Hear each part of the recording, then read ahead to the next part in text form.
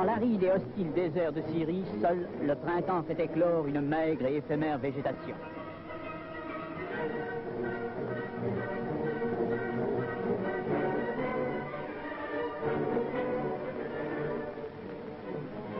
Cette morne immensité ne peut offrir aux vivants que la faim l'hiver quand tombe la neige, l'été la soif quand le soleil la brûle sans relâche, et en toute saison la maladie, la mort.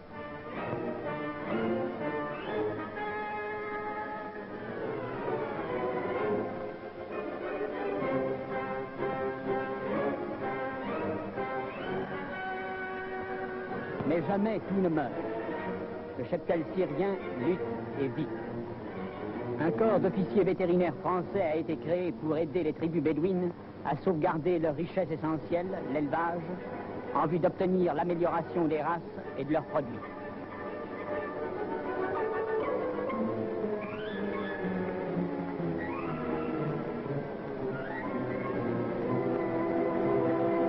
Palmyre, Deir ez-Zor, 2 points sur la carte, 2 cœurs de la vie du désert, 2 régions distinctes à prospecter.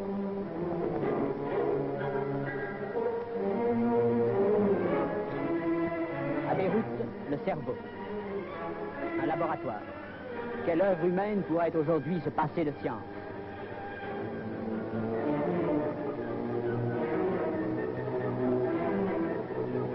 De ce laboratoire, les sérums, vaccins et drogues diverses sont expédiés vers les 2 centres d'où, pourvus en médicaments, en vivres et en eau, les voitures de l'AVD s'élancent dans le désert, parcourant en tous sens leur région.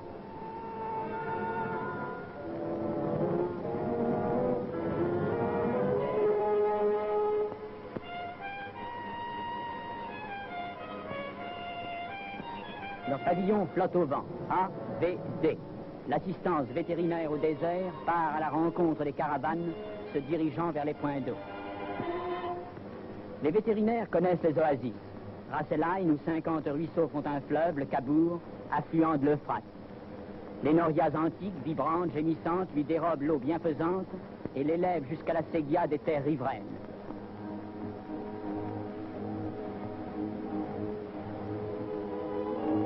Abreuvant généreusement sur son passage une végétation luxuriante avant d'aller mourir, épuisée dans les sables.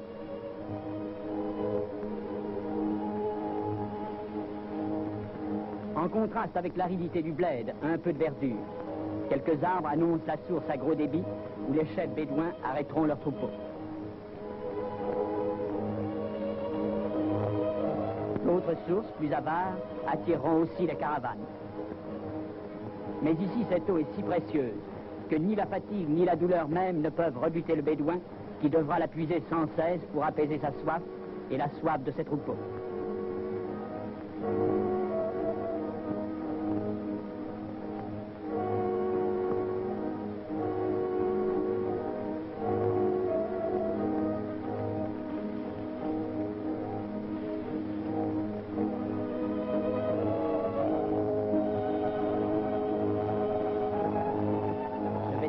Vient contrôler l'état sanitaire du troupeau.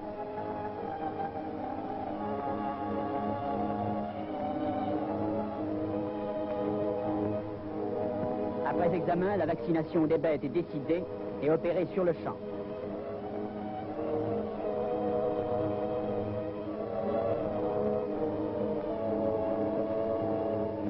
C'est qu'ici l'on pratique cette hygiène et cette médecine collective qui ont brillamment réussi aux colonies. Aidé de ses infirmiers, le plus souvent recrutés parmi d'anciens sergents-chefs méharistes, le vétérinaire accomplit sa besogne sous l'œil impassible d'un bédouin, habitué depuis longtemps à contempler ce spectacle.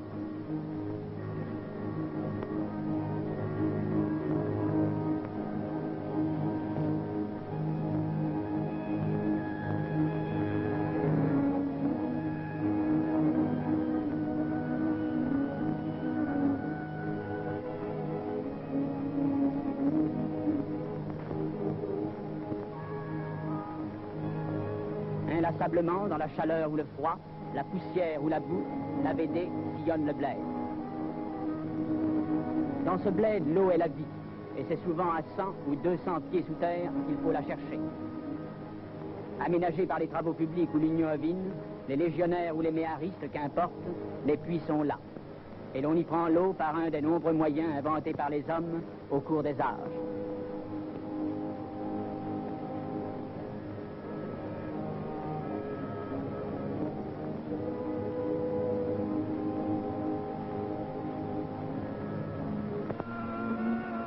Ici, pas de margelle ni d'abreuvoir en ciment. Et c'est dans un récipient rudimentaire que le chameau s'abreuve.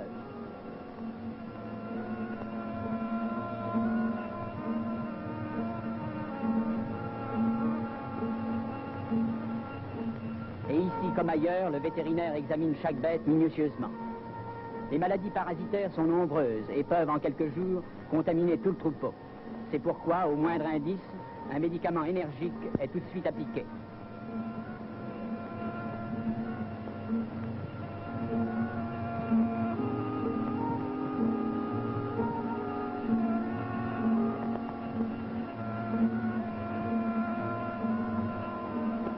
Travail considérable si l'on songe que le cheptel bédouin comprend plus de 100 000 chameaux, plusieurs millions de moutons et de chèvres et des milliers de chevaux.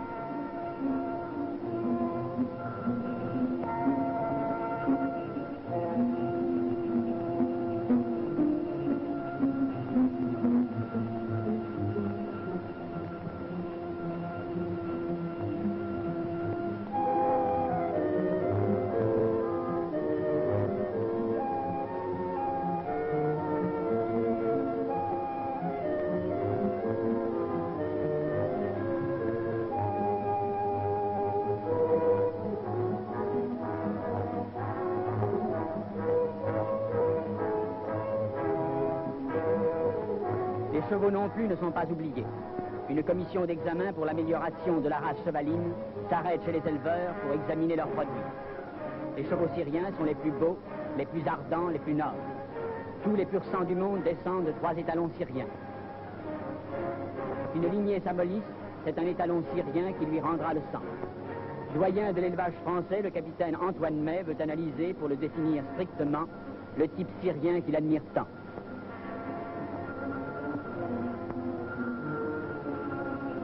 Que ce soit dans le village assyrien du Cheikh Nouri ou chez Osman Bey sur les bords verdoyants de l'Euphrate, toujours, partout, les commissions françaises d'examen sont accueillies avec reconnaissance.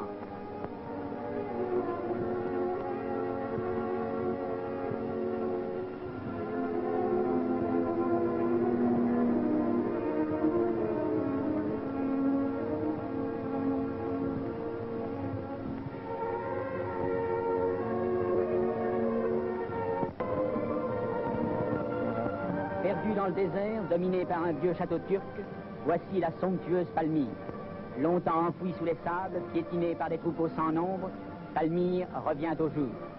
Ses rues, ses places publiques, ses temples, ses tombeaux ne sont plus protégés par l'oubli. Les méharistes, anges gardiens du désert, en ont fait leur capitale.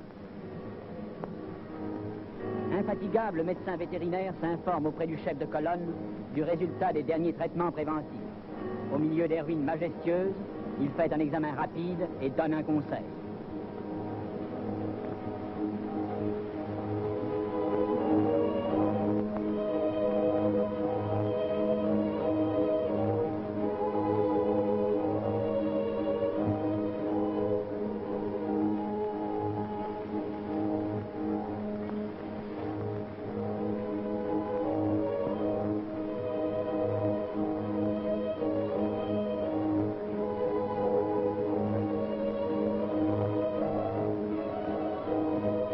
La colonne reprend sa marche.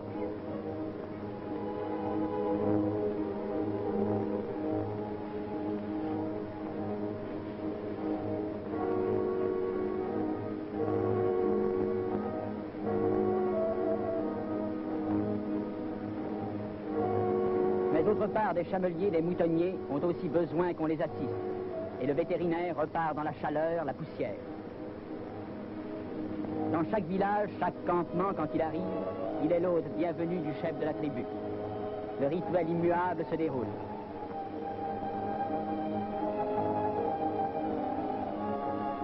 Dans l'âtre antique, simple trou dans la terre, on fait pour lui le café amer, quelques gouttes brûlantes qui désaltèrent.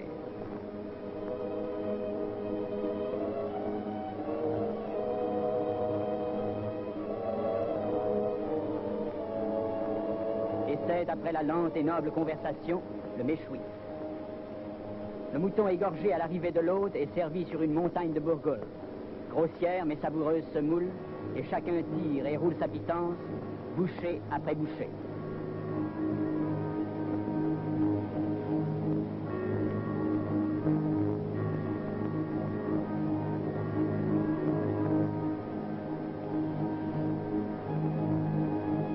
L'hôte se lève, dégraisse sa main droite, seule souillée.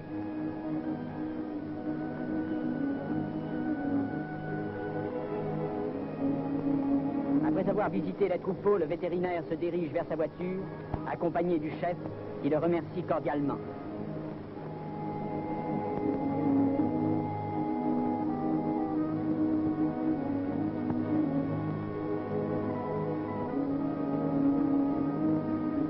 Telle est l'œuvre sociale à laquelle se dévoue l'assistance vétérinaire au désert. Cela pour le plus grand bien des tribus bédouines, de l'économie syrienne et de l'amitié franco-arabe.